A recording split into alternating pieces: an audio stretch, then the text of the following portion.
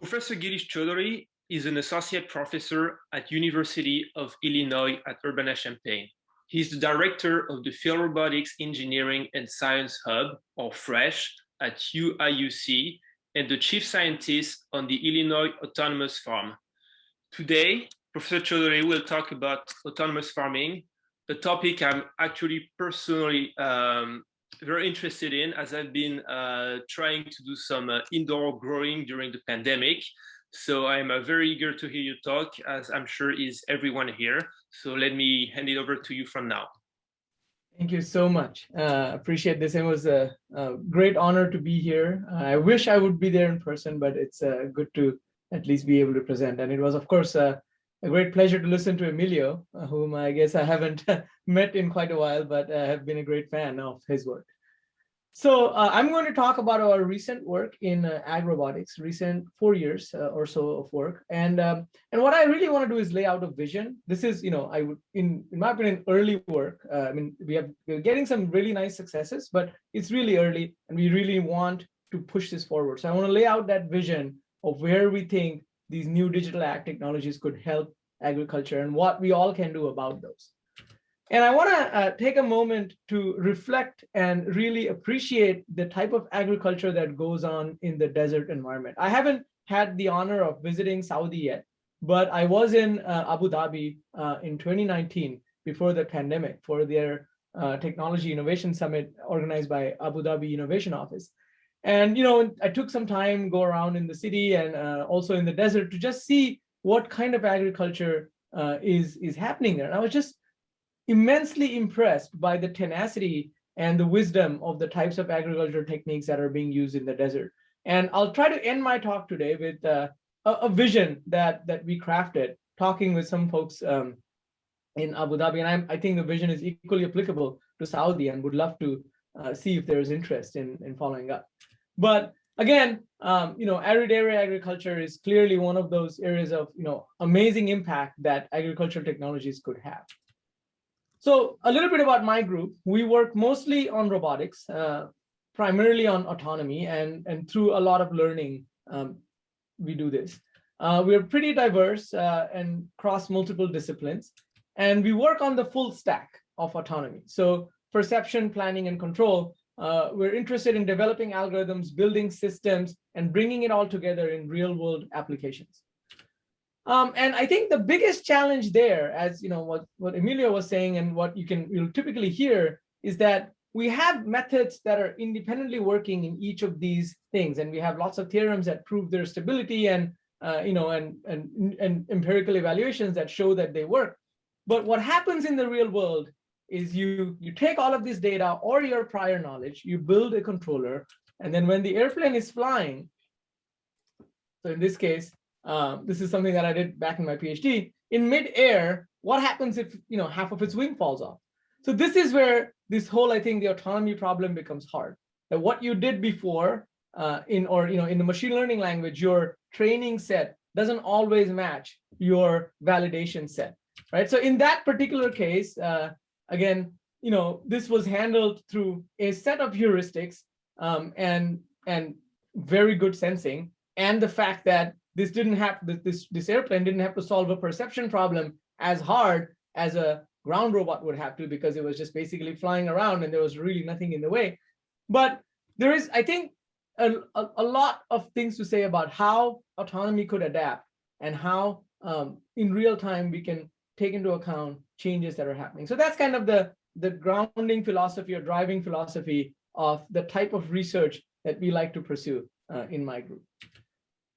In the past 4 years, we've been doing a lot of work in agriculture. So I've had this tremendous drone background, and I'll talk a little bit about how we switched to ground robots from that drone background. But 4 years ago, I switched to the Ag and Bioengineering department, primarily because I was driven quite a bit by the challenges that we're facing in agriculture. And I also saw a lot of hope in autonomy problems in agriculture. And I really think, and a lot of us now do think that robotics and AI can make farming sustainable and profitable. So today is about telling you that story and laying out that vision. So First of all, agriculture. And now I'm going to primarily talk about Midwestern agriculture, which is large acres of corn and soybean. It has, of course, implications to other types of agriculture. But agriculture in itself is a very complicated system, right? There's many, many, many layers of complexity. What we see when we go to a farm is just one of those layers. It all starts at the seeds. So if we can get better seeds, we can do better farming. And then the other goals to improving sustainability is reducing the amount of chemicals that we use. Finally, trying to integrate different forms of agriculture together, such as so create more diversity, and then move towards more productive ecosystems than the monocultures that we work on today. But let me start at the bottom of this pyramid with better seeds. So in 2016, when I got to Illinois, I had the honor of interacting with Steve Long, Carl Bernanke, and Donald Ort, some of the greatest crop scientists that I've met. And they introduced me to this problem of high throughput phenotyping. And it really changed a lot of the way that at least I thought about agriculture. So this is a slide that is inspired by a slide from Steve. And you can read about this in this New York Times article. So corn, which is everywhere in the Midwest, is not only is it not native to North America, but the plant actually doesn't exist in history. So it turns out it's not a natural plant. It turns out that Mesoamericans bred from this plant that is called teosinte, something that started to look like corn. And around 3,000 years ago is where we start seeing varieties that resemble modern corn. So this is totally a bred plant. And this is not the only one. I mean, peppers, tomatoes, there's a lot of the plants that we eat today have been bred selectively by our ancestors. And that's what we say when we say we figured out agriculture in the past. Now, of course, to go into the future, we hope that it doesn't take 6,000 years for us to come up with better varieties of the next types of seeds that are necessary to feed the world. For example, in Africa, the population is expected to double, but the yields are a third less than what they are in the US, where the plants have been selectively bred with now modern technology. So we need to increase these yields. And for this, what crop scientists are trying to solve is the so-called phenotyping problem.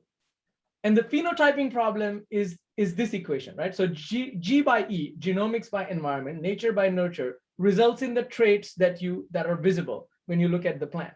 The question is, which of those traits, so height, width, yield, disease resistant, are correlated with which of the genes of the plants? All the genes are sequenced. Environment can be measured. The challenge really is in measuring the traits. If this could be done, then we could unleash GWAS, CRISPR, all of those technologies on this data set. So to do this, what the breeders are doing is they're running these massive diversity panels. Now, there isn't like a simulation of a plant. So the only way they can do this is by running these large experiments. And in this experiment of 40 acres, you see these squares. Each of those are a different variety of sorghum. And the goal of this experiment is, in this environment, how do these varieties perform? And what they need to do is measure these varieties. And that's where the biggest bottleneck today is in agriculture. This is called the phenotyping bottleneck. These measurements are all done manually, right? So this person here is counting corn. These two are measuring height. So not only is it labor intensive, it can be pretty inaccurate. And here's one of my students trying to measure width. Now, this is the type of thing that you have students do a couple of weeks, and then they either give up or really get motivated to automate this. So how do you automate this? That's the big question. You can try to do this with gantry systems like this, but that's really nice. Systems like this have been called the Hubble for agriculture, and I believe that, but they're limited in their scope. Drones, which is my background, and I spent like the last 10 years working on this, is where we thought would be, is great because you don't have to solve these perception problems. But the issue is drones are not able to get under the canopy data. So really, you have to deal with robots. You have to be on the ground. And this ground robot problem is a very difficult problem. It's been around for a long time. A lot of people have tried their hands at it. And there's been a lot of really great things that have come out of it. But if you boil the ocean and look at what are the problems, this paper by Pedersen and Blackmore, the two papers that really boil it down to cost. So part of the cost is the cost of the robot, right? And that's okay. So we can, maybe minimize that with good engineering. But the other part of the cost is the cost of the autonomy. So in their paper, they talk about a robot that's like this costs about 28,000 euros or so. And it can do the work equivalent to one person, but that's not taking into account the five people that are babysitting the robot. So how do you solve this autonomy problem in these agricultural environments is really the key. And this is a hard problem because fields are huge, data looks nothing like benchmark data sets, and you have to deal with all these types of challenges. So in 2017, we started dealing with this problem. So we switched our focus from drones to this ground robot problem. And we kind of laid out this vision for small robots that are really lightweight, that are extremely cheap, literally 3D printed to begin with, that can go through the fields and then do something useful. And the first thing to do is just help solve the phenotyping problem. And this won a Best Paper Award, this system, in the 2018 RSS. So I want to say a little bit, first I want to, in this talk, lay out this idea of why the small robot, right? So when I started in this field, I don't have any agricultural background until 2016. The standard way of doing this was with this bigger robots, right? And the idea is that you have, fields are tough and you need a big robot. But you see here, this one just killed that sorghum plant. It barely fits in the row, and it's a pretty big machine. So with all our experience from drones, one of my students was like, why do we need this whole thing? Why don't we just 3D print a little box and put some cameras on there and then try to see how can we make that automated? And that's kind of how we started at the beginning. We literally 3D printed a robot and we put our drone controller on it, just the heading and the speed controller, and started collecting data.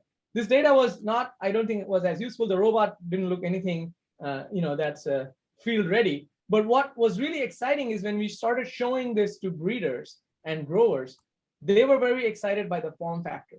So they were like, oh, wow, this is great. This is a small robot. I can put it in my truck. I can take it to the field.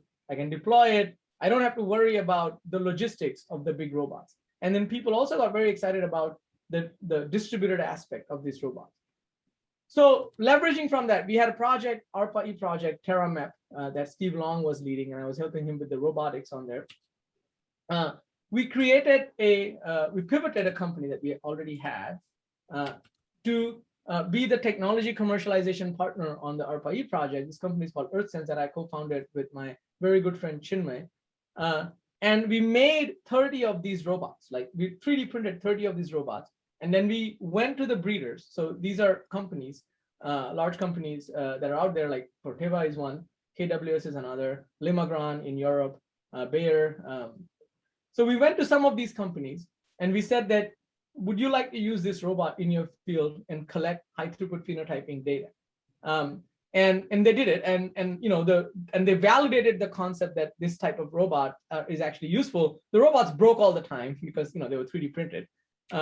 So then in 2019, Mike Hansen at Earthsense with Nina McDonough, they started taking a fresh look at how ag robots should look like, especially with this viewpoint of phenotyping. And then they came up with this little robot idea, which was very much inspired by drone, but extremely tough. And I'll show you how that happens. So metal frame inside, metal struts, brushless DC motors, and a plastic or a vacuum formed shell.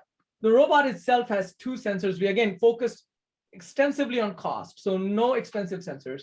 $1,000 LiDAR in the front, $1,000 LiDAR in the back, RTK GPS sensor, and I'll talk about how we reduce the cost on that. And then cameras. That's it. No other sensors than cameras, because a lot of the phenotyping today was done visually. So we really didn't think, in order to keep the cost down, there was any need to add something further than that.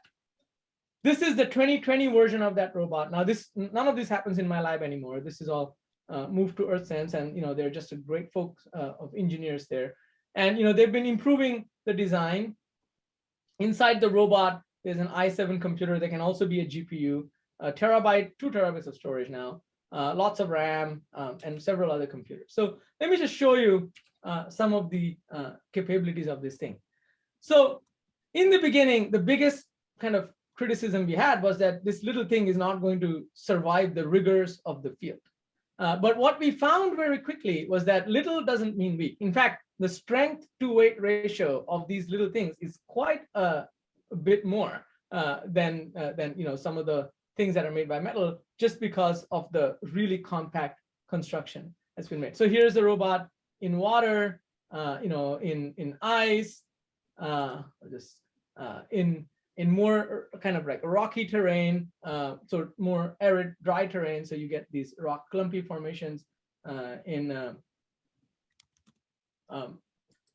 California, more gravelly terrain. In vineyards. So in many kind of agricultural environments where it basically seems to be working fairly well, this concept. And really lightweight. So we took this to India in 2019, and this is in a mango field. And we also found that one of the other cool things about it was that people with not an engineering degree at all and barely enough education were able to deal with these robots really quickly. This is a fun video that some of us put together this year. This is a 2021 robot now. And you see the big difference is these motors. They're bigger, and due to the way brushless DC motors work, they actually take less energy. They don't go as fast. They go about 3.5 miles per hour, but have a tremendous amount of torque. So so he puts the weights on and he sits on it, and then it pulls the tractor. So these things are, I think, and I try to show these videos because if you see it physically, it's a different thing. But when you see just a video, it's not really clear what we're talking about here. So there's some serious power in these types of small machines that you can build now with the advances we've seen in motors. So that's, in a sense, I would say the easier part, although it's already hard, but it's more engineering based, mechanical and electrical engineering. Let me talk more about the autonomy. So the first, the standard way you solve these types of ag autonomy problems is with GPS. And, in a way, from that perspective, ag is already ahead with autonomy. So all of these tractors, they have GPS. They kind of follow perfect paths. That's why you get those really straight lines when you go to Iowa or Illinois. But the issue with GPS is that GPS is not very reliable when you start getting really close to the ground, and definitely not very good when you go under the canopy. So in our earlier work, we did a lot of things, and my postdoc Aircon, he's now a professor at UQ, did a lot of this work to improve just the GPS-based control by adding things like adaptation to changing traction parameters. So these robots, they slip to drive. So you can't assume that they don't slip. So you have to add these slipping coefficients to the equations, and then it becomes a pretty nonlinear control and estimation problem. So Aircon focused on trying to solve this problem onboard, online, in a scalable manner, and showed really strong results when GPS were available. And mildly when it was not available, he could get errors that are that never exceed 10 centimeters. This is across many validations. Can tolerate a little bit of GPS dropouts, deal with different traction coefficients, and meet constraints. But the issue with all of this, while this is all great out of the canopy, that when we go inside the canopy, the GPS signal was not as reliable. So this is also with this thing called RTK GPS, which is basically differential GPS. And out of the canopy, you're expected to get up to 2 centimeters of accuracy. In real life, you get about 4 or 5 centimeters. But when you go under the canopy, it drops to 40 centimeters, and primarily because of multipath from the plants. And when that happens, the canopy, the row width is 100 centimeters. So you cannot, therefore, have a waypoint-based method that you would have had for a drone work here under the canopy. So we started working on this row following with LiDAR problem. And we started with LiDAR because, it was really not that the sensor is cheaper. It's a little bit more expensive, even like $1,000, $1,500 for the ones that we're using. But the data is less. And as we know with vision, the big problem is the amount of information. So we started with LiDAR. We put together these what I like to call modularized, rigorous robotics framework, where you have a separate estimation loop, you have a correction loop, you have a Kalman filter that's bringing these things together, and then the big trick is to figure out the distance to the row and the angle from the row from the LiDAR data. So your inertial sensor gives you kind of your fills in the gaps in a Kalman filtering setting, but what you really need are these corrections, and that problem is hard. So this video kind of shows the data that the LiDAR sees. So LiDAR's in the middle here. There's rows of corns on the other two sides, and that's the point cloud that we're getting. That looks very different than the point cloud that you would get when you are in a building where the standard method is, okay, let's fit a line. And the first thing you might do is, okay, well, let me try something like Ransack. But the issue with something like Ransack is that it just takes forever to work on this robot. So the first paper we published in this area with Akihiro, who just graduated day before yesterday, with his PhD, was in creating methods to figure out these lines and the angle from the data. And I won't go into the details of it, but it's basically a very fast implementation of Ransack, where he's looking for the largest cluster and then assumes that and first applies some heuristics, gets rid of most of the points, then tries to find the largest cluster and then fit lines based off of that. That seems to be working fairly well, and I'll tell you how it's been improving. And Akihiro is joined by Andres and Matthias and a number of other students and postdocs who have been really make it work. So this is an example of the robot going in a cornfield. Again, it kind of starts to look boring because it's just like driving and you're like, oh, what's the big deal? And that's when I get really happy. Like I'm like with my students, when your robot starts to be boring, that's good news, right? When you have to deal with bugs all the time, it's not very good. And you get really large these interventions, but you'll see that the LiDAR gets occluded once in a while. It's not a problem. Maybe you'll look at this next video. So here's us trying to give the robot a hard time.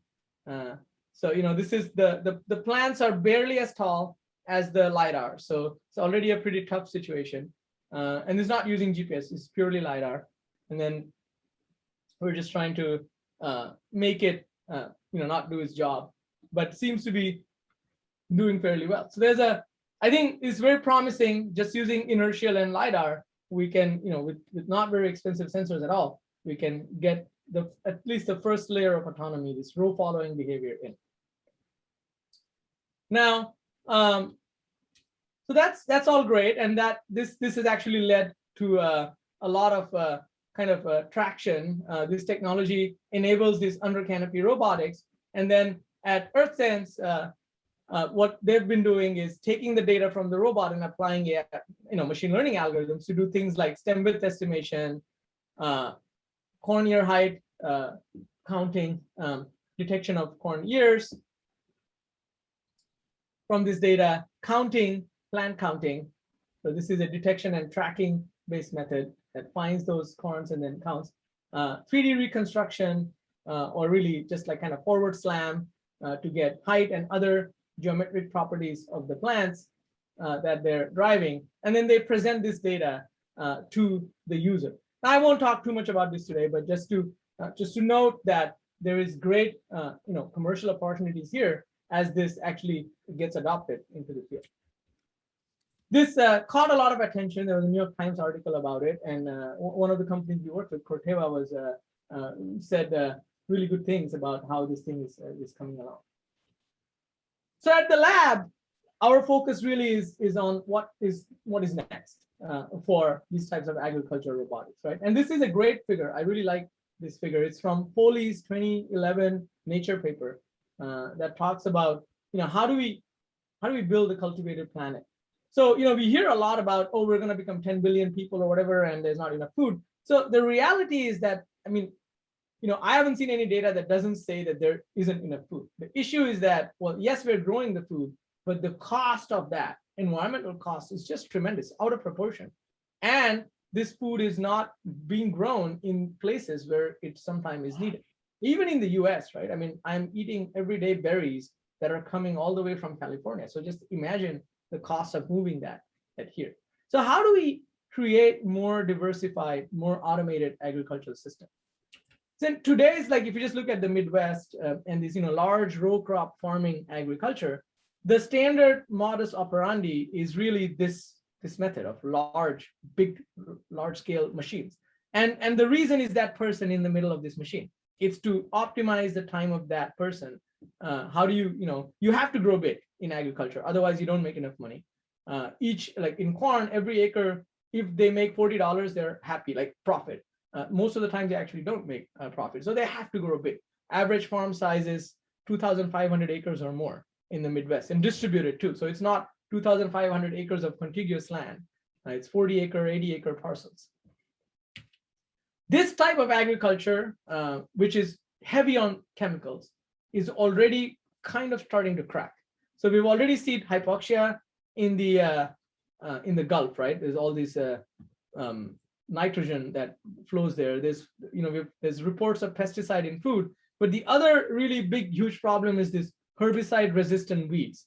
So these weeds, they've adopted now, since the introduction of herbicide-resistant cultivars in the 90s, and Roundup, for example, as one of the herbicides, they've now adopted to basically not being killed by these herbicides. And they're just on the rise everywhere. So that's really a big, tough sign for future of modern agriculture. And then on the other side of the planet, in India, they have these types of weeding issues, and they just resort to labor.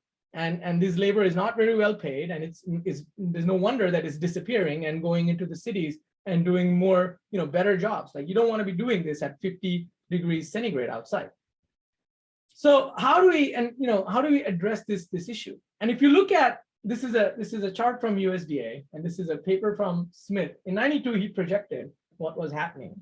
So the money that farmers take home has been steadily declining over the years. On the bottom, it's with the input prices. So input is everything you need to farm. So chemicals, the seeds, and on the top is commodity pricing, right? So I'm not going to pay more than $2 for my piece of bread. And maybe I'll pay a little bit more if you tell me it's organic, but overall, it's heavily commoditized. So if you look at what's going on, cost of labor since the 50s has decreased significantly. Land, funnily enough, the cost of that has also decreased. But what's been significantly on the rise is what they call the intermediate goods, which is all these inputs that I talked about, and then the capital, which is land, well, excluding land, the tractors and other things. So looks like these costs are increasing, and that's what we're paying for these large-scale agriculture. So based off of this, it seems like automating large equipment is really not enough, and it's been done already in the industry, and it's really just going to be more of the same. What we need to do in order to solve this sustainability problem is try to make agriculture more diverse, so that we can leverage the properties of different plants. And really, where we want to be there is at the level of polycultures. Now, whenever I speak to anybody from the Arabian area, I always like to bring out the ancient wisdom of the polycultures around oasis, and I'll talk about it a little bit later. But that's a great example of what a polyculture should be. So you have very little amount of resources available to you. How do you maximize those resources to create a sustainable ecosystem that's helping each other? And it's a very fascinating problem how you design one. And there's some work in that, and obviously not my area of expertise. But the other problem is, how do you manage it? And to manage it, you can't use tractors. You have to use something that's more smaller, more autonomous, more agile, more lower cost. So we envision, as a first step to this, this idea of distributed robotic farming, right? And it's not really designed to replace the large tractor, at least to begin with. But the idea is to really enable things that large machines and so right now farmers have two choices: large tractors or human labor. The hope is that these types of systems will enable things in the middle, such as under-canopy phenotyping, which we talked about. But then other things that are very exciting, such as cover crop planting, mechanical weeding, spot side dressing, and plant manipulation. So the challenge here is really this autonomy. And we've heard a lot about levels of autonomy in cars. So we took a shot at redefining those. This is Katie Drix-Campbell at Illinois, and Chinmay and myself, to think about how those levels of autonomy would look like in the agricultural system, where essentially the big difference is it's not a single person to a car relationship, but it's a single person to many robots relationship. So, level one is hands off, and that's where I would say all the tractors are today. They can, you need to be in the tractor, but they can basically drive themselves. And that's kind of where we are with our autonomy too, under the canopy, different sensors. Level two would be eyes off, like you don't need to look at the robot. And that really enables level three, which is the minimum viable product, where one person is dealing with many robots and they're all working together, and the person doesn't have to babysit any one of them for a significant amount of time. And then after that, you get much higher levels of autonomy, and then costs start to really plummet. So the challenge is not just in increasing these levels of autonomy. The challenge is in doing that while lowering the cost. And that's really where AI comes into play. So we could maybe increase these levels with adding more fancy sensors, which by itself is not necessarily always the solution, as we know from other fields in autonomy. But for agriculture, we have this other constraint that we must always be aware of. The cost needs to come down. So on the robots right now, we try to use low-cost compute. So one of them is this Raspberry Pi. The other one is this Nook. And I won't talk about it too much today, but we've been working with Vikram Adve and Sarita Adve and Sasha at Illinois to kind of reduce the cost of the hardware that's used.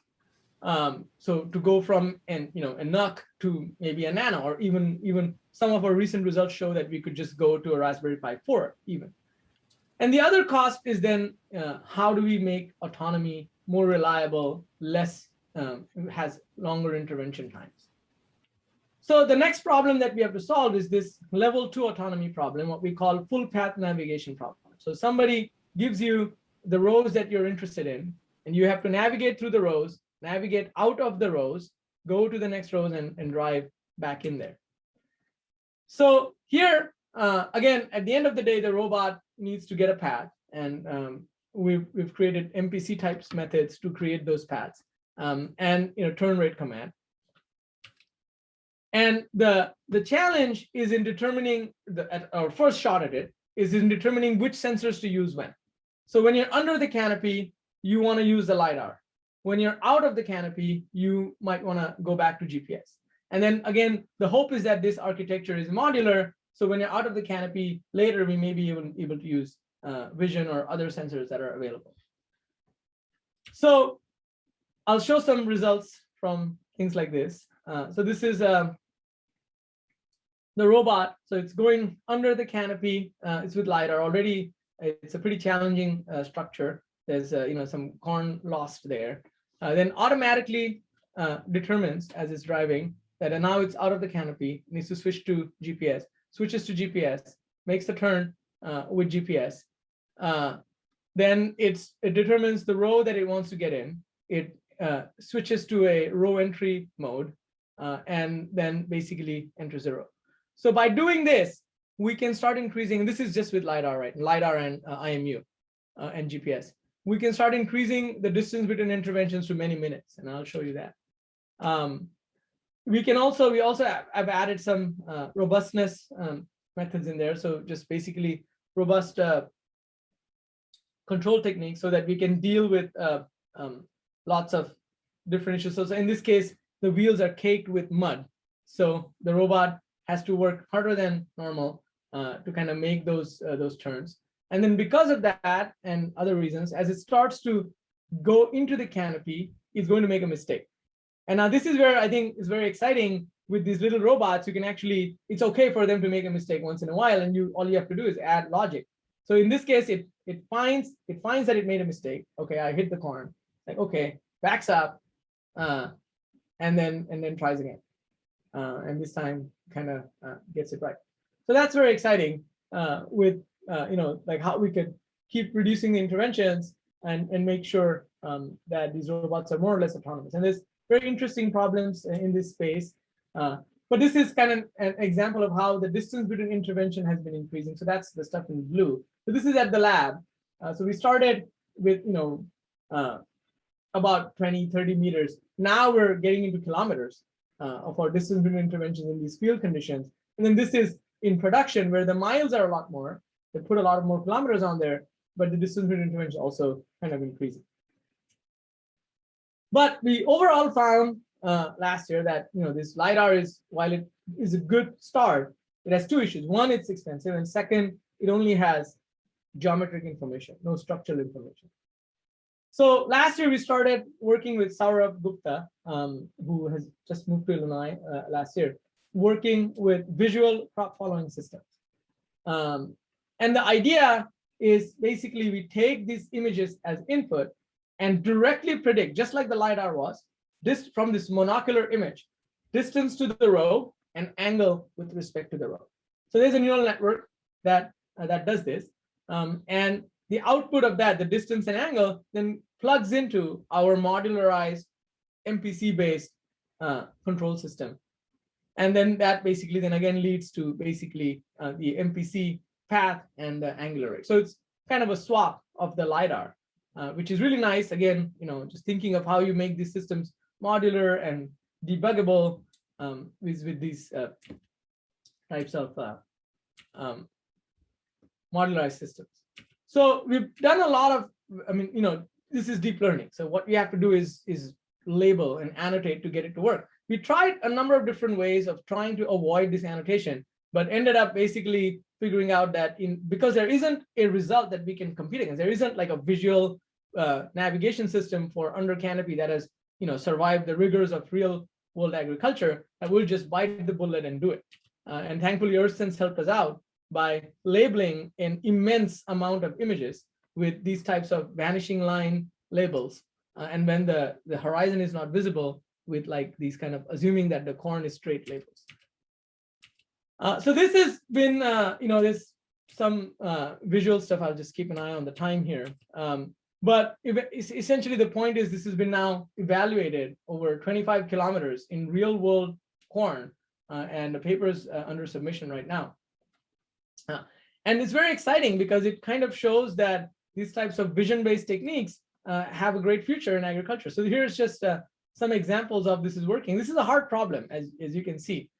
It's only using the camera and the inertial sensor, no GPS, no LiDAR in this case. And you can see that it works across the season. So early season, the crop keeps changing. It's very difficult to use SLAM. Happy to talk about that at a different time, because it's an impossible loop closure problem, because everything looks exactly the same. This is the system working through a curve. So sometimes you get these curved fields at the end. There's a lot of occlusion. This is running at 5x speed, the videos. And then this is with significant occlusion. These visual systems are working fairly well. And we reduced the distance between interventions, or increased it quite significantly over LiDAR while bringing the costs down. And this is just showing that SLAM, even though it seems like a good place to start, doesn't really end up working with basically drift because of difficulty in loop closure. And it generalizes and to other crops. And interestingly, also, even though we were using a less expensive sensor, because our AI is better, we can drive faster with cameras than we were able to with LiDAR. So this is driving at 3.5 miles per hour. So again, this is very exciting what AI can do in this structured problem, which I feel is these types of problems in ag has just been extremely rewarding, because you can just dig in and you can find a nice, well-posed problems that can be solved and actually make an impact. This is work with Katie Drix Campbell and her student, Tin Chen. And he worked on detecting from the LiDAR the likelihood of crashes. And this was a paper that appeared in Coral last year, where we could basically just from the LiDAR tell whether or not things were traversable. And it's difficult because these leaves are, even though geometrically they look untraversable, physically they are traversable. So just in the last minute, I want to kind of bring it to the end and show that obviously there's a lot of potential in these types of techniques. We can start adding different types of implements on them. we've done a lot of simulation studies on how this could actually lead to weeding. There's also this whole idea, like I said, of polycultures, and that's been a very big thing for us. So this is an example of an oasis garden, where you have these different layers of plants that are helping each other. And the big problem, I think, that's now that we're really focusing on is trying to make these robotic systems work at scale and be dexterous at the same time. So our robots today are kind of here. They're neither dexterous nor working at scale. So working with Girish Krishnan and Mattia Gazzola and Sarah Lovell, we've been creating these soft robotic arms. And the idea is that, this was an RSS paper last year, is a hybrid arm. So if the berry is at the periphery, then you can just pick it with the arm. But if it's inside, then this kind of octopus-inspired arm comes out. And this is done in task space control. So the position of the berries currently known in the RSS paper, but now we have the vision-based approaches also close to being working. And then it kind of picks it. So there's other many interesting opportunities, such as cover crop planting, where the cost can be brought really down. But I just want to bring it back to the whole Saudi and the desert context, right? So land regeneration is obviously the big thing that you can do with these types of technology. And it's similar to cover crop planting. So cover crops is hoping to regenerate, good land, make it better, add more carbon. In the desert context, it is really more about retaining water. That's the first problem. Second, and you can do that by adding organic matter and by topography changes. The second is fixed nitrogen, so that you can get the soil become more fertile, and do all of this with minimum energy. And in the Saudi desert, there was this project, the Al Baida project, that's really interesting to me. There's this person who worked with the villagers to kind of really start regenerating a portion of the desert. So the big worthy question, as that I'd love to ask is, how do you scale this up? And working with ADIO and Chinmay from Earthsense, we kind of made this speculative algorithm. There's no evidence scientifically that it will work, but it's a great vision, and it seems like it could if it is done right. So you start by selecting the border of the desert. You make sure that there's enough energy and water, and that's good news is that there's a lot of solar, and you can get water from the ocean, at least at the near the coastal lines. You don't want to dig water from the ground. That's not as good. Then you kind of increase the soil water retention by some types of new techniques like biopolymer sprays and also terrain topography. And then you start with these simple pioneering species like broomcorn millet, which is a well-known species that comes up in fairly arid environments. So this starts adding carbon into the ground. You have to do this over multiple years. Then you can start to add some trees. You can add honeybees, which is a common thing. Also, you see a lot in the Arabia. A lot of these honeybees are cultivated, and then eventually you can add productive farming. So this is a big vision, a dream even, and obviously this is not happening without some kind of a significant support from the governments. But if anybody's interested in talking about this, I'd be very happy to chat. So that's it. I'll end this here, and just on the note that we've had this autonomous farm now working for a year at Illinois, and with our recent National Science Foundation AI Center for Agriculture, we're really looking forward to growing this AI for agriculture techniques. So that's it for me today. Thank you very much, Professor Chowdhary. The problems you're tackling are very exciting, and I think that agriculture is an area where robots and small robots in particular can have a large-scale impact in the near future. So once again, thank you very much for your talk.